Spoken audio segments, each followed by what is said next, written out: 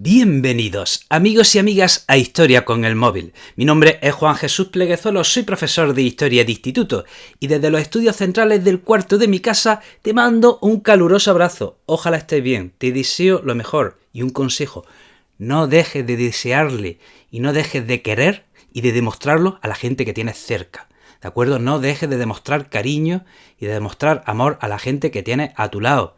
Ni un solo día dejes de demostrar amor a esa gente que tienes cerca y a esa gente que te importa. Le vas a alegrar el día. Hoy tenemos un episodio muy especial, pero antes de empezar con el programa de hoy, recordarte que tienes a tu disposición mi libro Buscando Utopía. Un libro en el que repasamos los momentos más significativos de la historia, en los cuales la humanidad ha construido grandes sociedades basadas en el amor, en el respeto, en los cuales la humanidad ha construido sociedades ricas y prósperas. Sí, todo lo que estoy contando ha pasado y te cuento bastantes ejemplos en mi libro Buscando Utopía. Reflexionamos sobre esos hechos e intentamos extraer lecciones para aplicar en la actualidad. Por cierto, al final no lo voy a decir también. Gente, estoy en riguroso directo. ¿Dónde? En mi cuenta de Instagram. Para los que estáis escuchando el podcast, ahora mismo estoy en directo en mi podcast, en mi cuenta de Instagram, El Profesor Inquieto, y ahora mismo 20.000 personas, 19, 20, bueno, da igual, pero valen cada uno por 1.000, así que por eso digo que son 20.000. Así que saludamos también a la audiencia que está ahora mismo en directo en Instagram, luego leeré sus comentarios, ¿vale? A ver qué nos dicen. Vamos a hablar sobre la Biblia, seguimos hablando sobre la Biblia.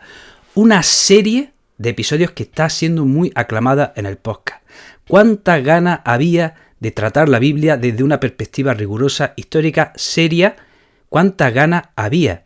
Y es que, claro, para los que somos inquietos, para los que somos de espíritu humanista, yo creo que teníamos ahí una gran pregunta, una gran interrogación en torno a la Biblia. Y es que, claro, nuestra cultura, como ya hemos explicado, la cultura occidental tiene 3 pilares. La cultura grecolatina, la judeocristiana y la ilustración. Y claro, la cultura judeocristiana, condensada en la Biblia, a veces no se nos ha explicado bien.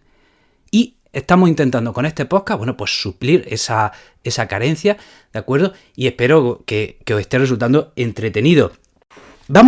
Hoy vamos por el capítulo 25 del libro del Génesis. Pero antes, ¿desde qué perspectiva estamos abordando el estudio de la Biblia? Miren, los relatos religiosos mitológicos de la antigüedad tenían una serie de funciones.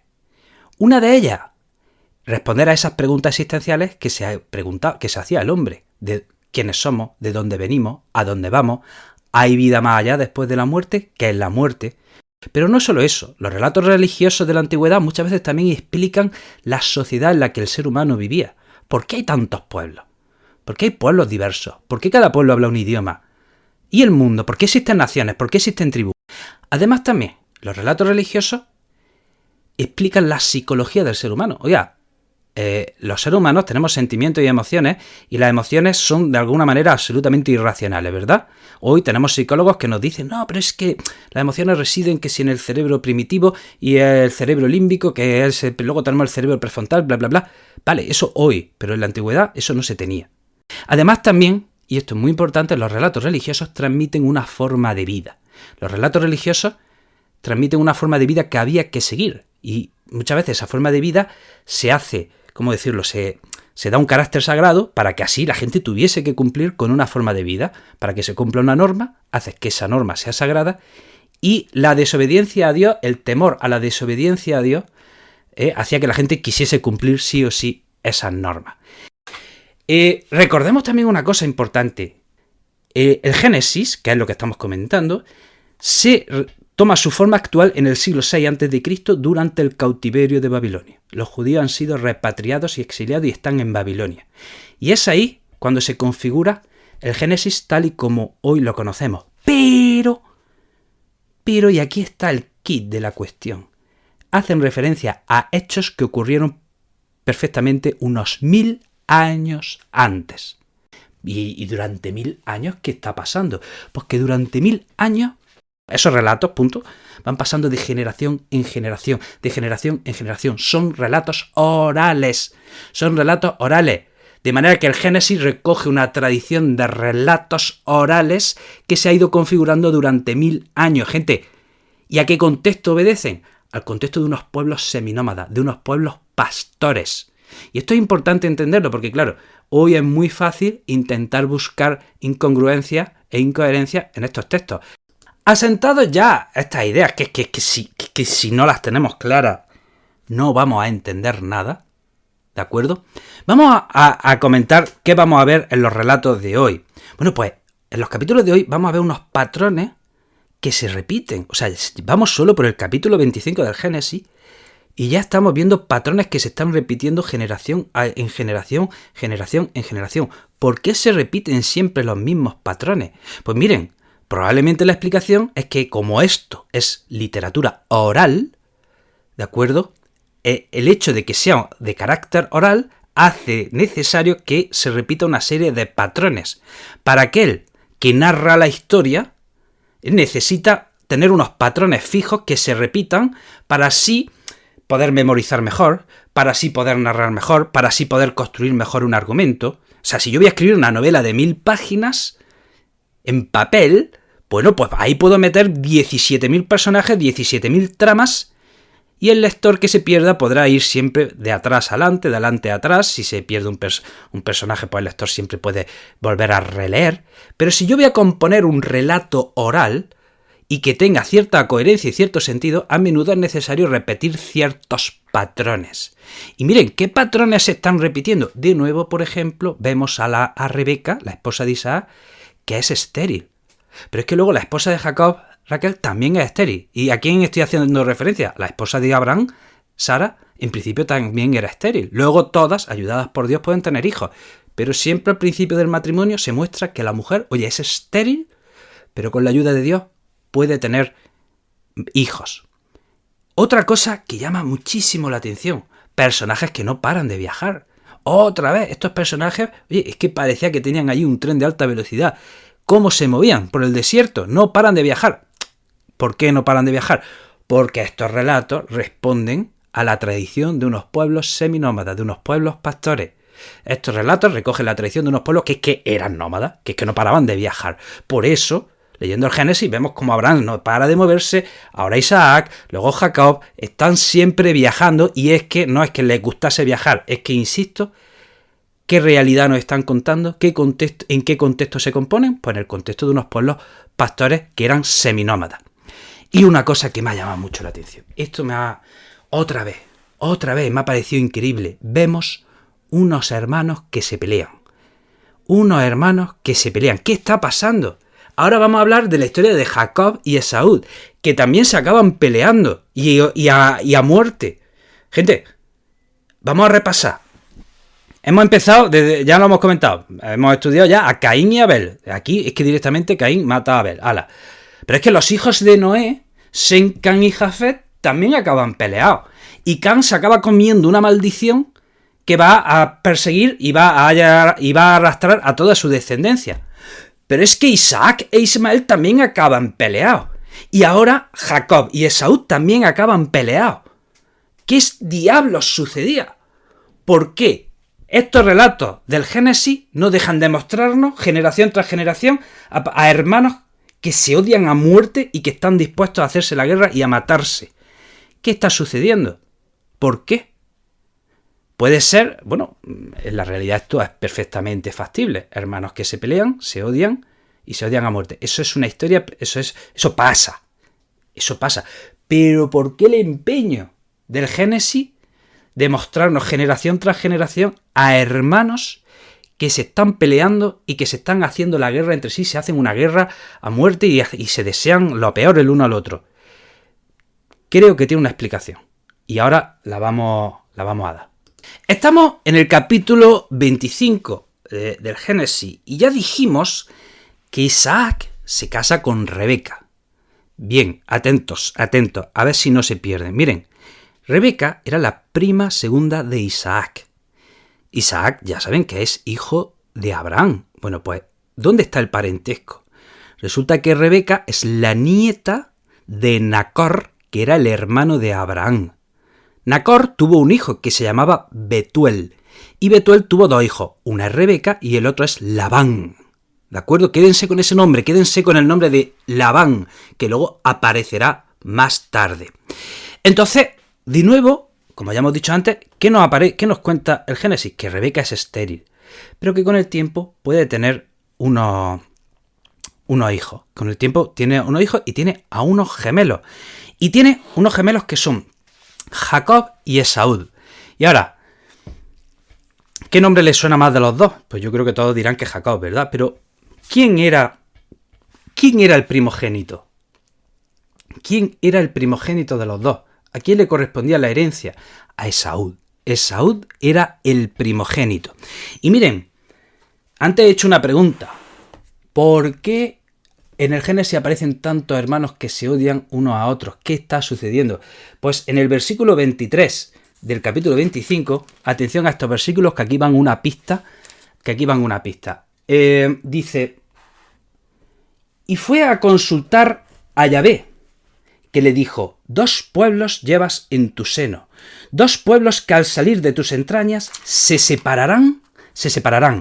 Una nación prevalecerá sobre la otra, y el mayor servirá al menor. Repito, esto le dice Dios a Rebeca. Le dice, 2 pueblos llevas en tu seno, 2 pueblos que al salir de tus entrañas se separarán. Una nación prevalecerá sobre la otra nación, y el mayor servirá al menor. Aquí va una pista de la pregunta que he hecho antes. ¿Por qué en el Génesis aparecen tantos hermanos que se pelean unos a otros? Y es que miren el acontecimiento que sucede, que es tremendo. Fíjense lo que sucede. Hemos dicho que Esaú es el primogénito y Jacob es el segundo. Vale. Pues un día nos cuenta el capítulo que Esaú viene cansado de la caza, tenía mucha hambre, Jacob estaba haciendo de comer, y Esaú le dice a Jacob, oye, dame de tu comida, que tengo mucha hambre, es que no puedo aguantar más. Y Jacob le dice, vale, te doy comida, pero si me cedes tu primogenitura. En otras palabras, si me cedes tu herencia o tus privilegios de ser el primero de los hermanos. Repito, Esaú viene de cazar, tiene mucha hambre y le pide a Jacob que le dé algo de comida. Y Jacob le da comida a cambio de que le venda su primogenitura.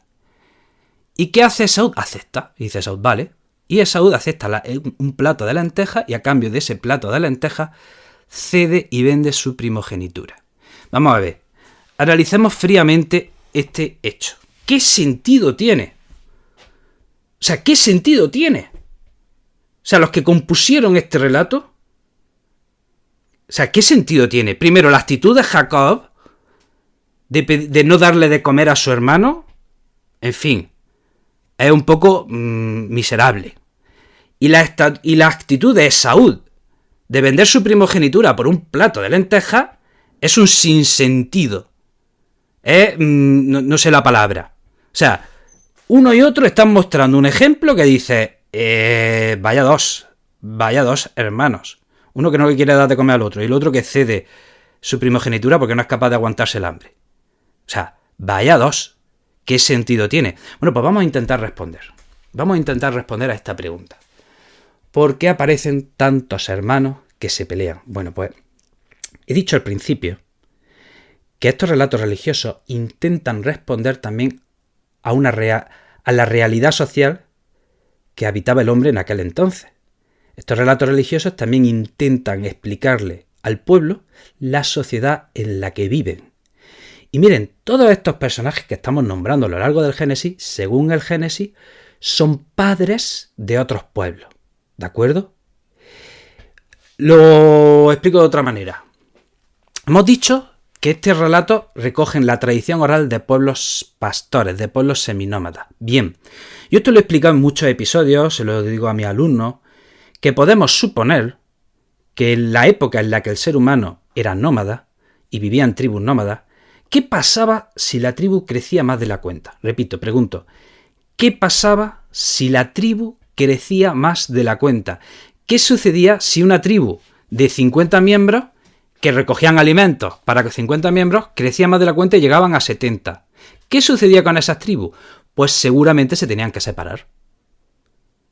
seguramente en la época en la que los pueblos eran nómadas, si la tribu crecía más de la cuenta, llegaría un momento en el que la tribu se separaba. Porque si recogían alimentos para 40 y son 60, pues no, se tienen que separar. Y ahora, en esa separación, y aquí viene la clave. Aquí viene la clave. ¿Quiénes eran los líderes del pueblo de los dos grupos que se separaban? Pues seguramente los líderes de los dos grupos que se separaban eran familias. Podemos suponer que en una tribu había una familia que era la líder y en algún momento la tribu se tiene que separar y es probablemente el líder le decía a su hijo, tú vete con ese grupo, tú vete con este otro grupo. Y seguramente los líderes de las tribus que se separaban eran familias. Pero es que esas tribus que se separaban podía ser perfectamente factible y creíble que 3 generaciones después se acababan haciendo la guerra. Probablemente, cuando aquí nos cuentan a tantos hermanos que se están peleando, tantos hermanos que se odian a muerte, hermanos que son padres de grandes naciones, que luego están enfrentadas, a lo mejor está recogiendo esa realidad tribal nómada que se vivía, en las cuales las tribus se tenían que separar y sus líderes seguramente eran hermanos. Y tribus que se separaban, cuyos líderes eran hermanos, y 2 generaciones después estaban haciendo la guerra entre sí, ¿vale? Entonces, probablemente, por eso el Génesis nos pone a tantos hermanos que se están odiando a muerte. Probablemente esa sea la explicación más plausible y verosímil. La otra explicación, es que estos del Génesis estaban llenos de odio, estaban llenos de... No, la otra explicación no tiene mucho sentido y esta que estoy diciendo es la más plausible y lógica. Por favor, yo esto no lo he leído en ningún lado. Si alguien va a citar esto, si alguien va a decir esto, por favor, ¿me pueden citar por una santa vez? Que mire, este tema me tiene quemadísimo. Si alguien va a coger esta idea que me parece genial, por favor, cítenme, hombre, por una vez. O compartan este episodio y ayúdenme también así a este proyecto, ¿vale? Si no es mucho pedir. Bueno, seguimos. Vamos a comentar qué sucede en los episodios siguientes. Bueno, llegamos al capítulo 26 y otra vez, ¿qué sucede? Pues que llega una hambruna e Isaac y su familia se tienen que mover y van a Gerar. En Gerar había un rey que es Abimelech, el rey de los filisteos. Ojo, este personaje ya apareció con Abraham. Bueno, pues ahora vuelve a aparecer. No sabemos si es que es el mismo rey o que a todos los reyes se le llamaba Abimelech. Y otra vez, por cierto, Gerar está cerca de la actual Gaza.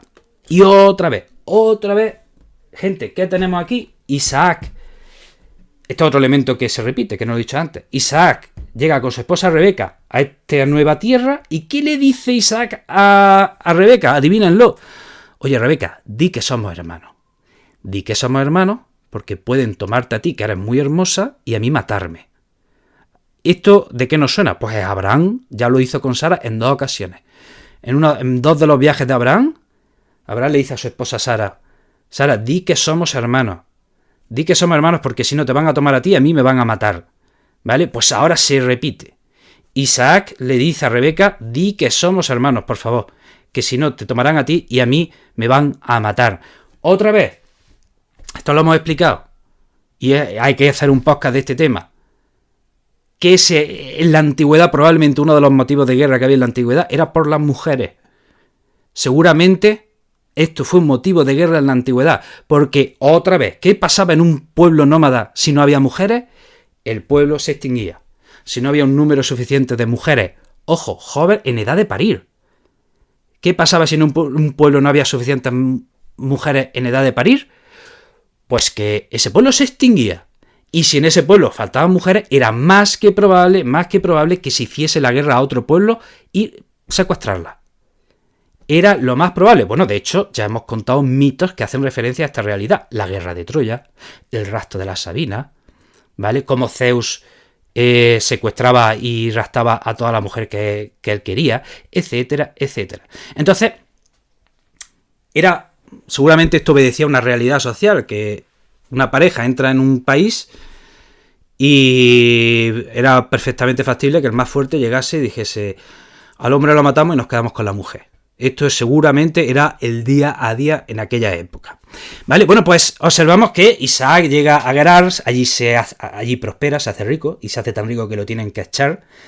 Vale, se va a Beerseba, ¿vale? Allí Abimelech va y le dice, oye, Isaac, que te has hecho muy poderoso, pactemos, ¿de acuerdo? Así que hay un pacto entre Abimelech e Isaac, ¿vale? Y ahora llegamos ya al capítulo final, ¿vale? Otra vez. Y, atención, dice al final del capítulo 26, y esto va a una pregunta, atención al chat en directo, esto ya solo para los alumnos más avanzados, ¿vale? Esto es para los alumnos más avanzados. Dice en el versículo 34 del capítulo 26, dice, era Esaú de 40 años, y tomó por mujeres a Judith, hija de Beri, geteo, y a Besemat, hija de Elón, geteo, que fueron para Isaac y Rebeca una amarga pesadumbre. Repito, Esaú toma dos esposas, una se llama Judith y otra Besemat, y ambas eran geteas. Les voy a dar una pista. Los geteos eran cananeos. Y dice aquí, fueron para Isaac y Rebeca una amarga pesadumbre. Esaú del hijo se casa con dos esposas, que son geteas, o, para que nos entendamos, cananeas, y esto es una amarga pesadumbre para Isaac y Rebeca. Y aquí va la pregunta. ¿Por qué esto es una pesadumbre para Isaac y Rebeca? ¿Alguien me lo sabe decir? ¿Por qué Isaac y Rebeca, para ellos es una amarga pesadumbre que su hijo se case con dos mujeres cananeas? Quien me responda a esto, o sea, es la leche. O sea, se gradúa. Quien me responda a esto, vamos, le regalan la cátedra. O sea, es muy difícil. Esto es muy difícil. Yo lo sé porque me estoy preparando este episodio. ¿Por qué? ¿Por qué se odia a los cananeos? ¿Qué habían hecho los cananeos? ¿Por qué los hebreos no podían juntarse con los cananeos? La explicación la hemos dado. Veo que en el chat nadie está respondiendo. Dice, ¿de qué va el directo? Estamos comentando en los libros de la Biblia.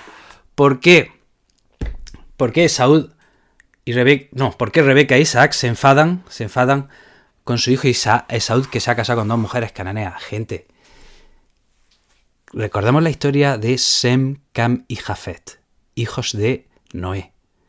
Ya dijimos que Cam recibió una maldición por haberse reído de su padre y que los descendientes de Cam estaban condenados a ser siervos de los hijos de Sem y Jafet, ¿vale? Y uno de los pueblos descendientes de Cam eran los cananeos. De manera que Canaán, según ese relato de Sem, Cam y Jafet, ya estaba prevista a estar enfrentada con el pueblo hebreo. Y no solo estar enfrentada, sino que los cananeos tendrían que servir a los hebreos, porque eso ya estaba en el relato del Génesis, en el que se cuenta cómo Noé maldice a su hijo diciéndole que sus descendientes tendrán que servir a los otros dos. De manera que Abraham es descendiente de Sem, ¿vale? Pero el pueblo cananeo es descendiente de Cam, ¿vale? Así que ya había una maldición bíblica, ya había una maldición sobre el pueblo cananeo. Por eso es que no se podía juntar Esaú con dos cananeas, con dos mujeres cananeas. Lo había dicho su Dios había dicho, Dios, no os juntéis con los... No, los cananeos van a ser vuestros sirvientes, no te puedes juntar con ellos. De manera que como eso era una maldición que ya estaba en la Biblia, o que ya estaba en el relato, para Isaac y Rebeca eso es una maldición. Estaban enfrentados ya a los cananeos desde Sem, Cam y Jafet. Y ya llegamos, decíamos, al capítulo 27, ¿vale? Y aquí, bueno... Ya, esto no sé si lo he comentado antes, Isaac tenía de los dos hijos, el preferido de Isaac era Esaú, ¿vale? Y el preferido de Rebeca era Jacob. Bueno, pues un día Isaac, ya muy mayor, que casi no ve, casi está ciego, le dice a Esaú, sal a cazar y prepárame un guiso. Prepárame un buen guiso de los que a mí me gustan, que ya es el momento de darte mi bendición. Esto Rebeca lo está oyendo. Y Rebeca coge al otro hijo, Jacob, y le dice, ahora, rápido. Tu padre va a morir y le va a estar a punto de darle la bendición a Esaú. Así que coge, disfrázate de tu hermano, ponte las pieles que se suele poner tu hermano y engaña a tu padre y hazte pasar por Esaú y así recibirás tú la bendición de la primogenitura. Y así hizo Jacob. Jacob obedeció a su madre, se disfrazó de Esaú, se acercó a su padre Isaac y dijo, bueno, aquí estoy yo, aquí estoy papá, yo soy Esaú. Isaac al principio no le cree, sospecha algo, hasta 3 veces le pregunta, ¿pero seguro que eres tú? ¿Pero seguro que eres tú? Porque seguramente algo sospechaba, ¿vale? Recordemos, el padre casi no ve, ya está casi ciego, ¿de acuerdo?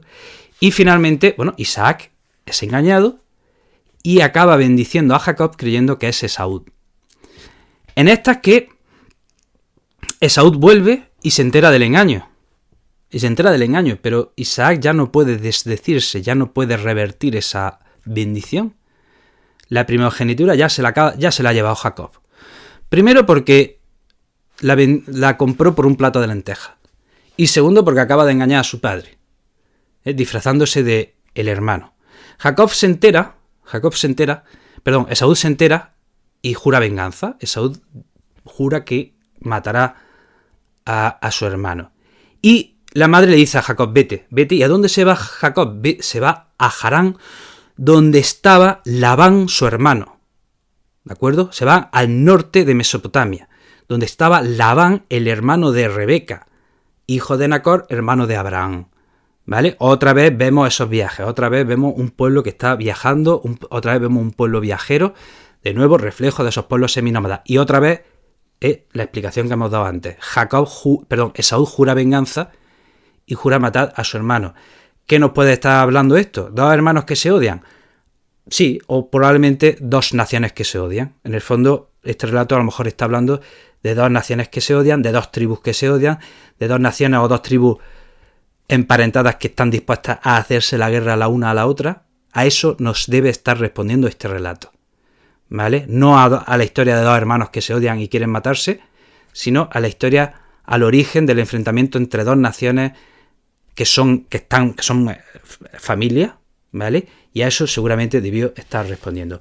Bueno, hasta aquí el programa de hoy. Espero que te haya resultado interesante. Te recuerdo que tienes a tu disposición mi libro Buscando Utopía, un libro en el que contamos cómo la sociedad cómo la humanidad ha llegado a construir sociedades ricas y prósperas, donde cada uno podía cumplir sus sueños. Hay ejemplos en la historia, los contamos en nuestro libro Buscando Utopía. Intentamos extraer lecciones para aplicarla en el presente, en este momento tan complicado. Y bueno, espero que les haya gustado el programa de hoy y nos vemos en el próximo episodio. Y te recuerdo, si quieres verme en directo, sígueme en Instagram, en el Profesor Inquieto, y así podrás verme toda la semana. Un fuerte abrazo.